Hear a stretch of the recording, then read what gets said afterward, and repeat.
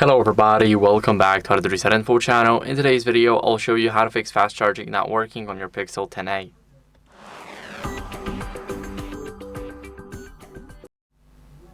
So first, what you guys want to do is go over and make sure that you check the cable and a charger for any damage or compatibility.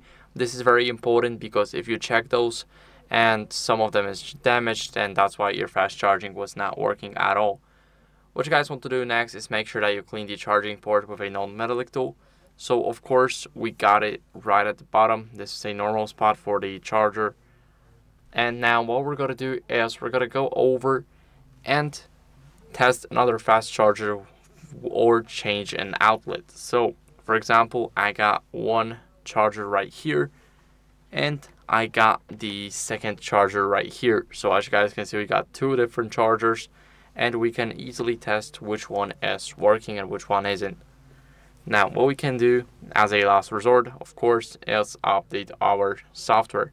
So we're going to go over to the settings.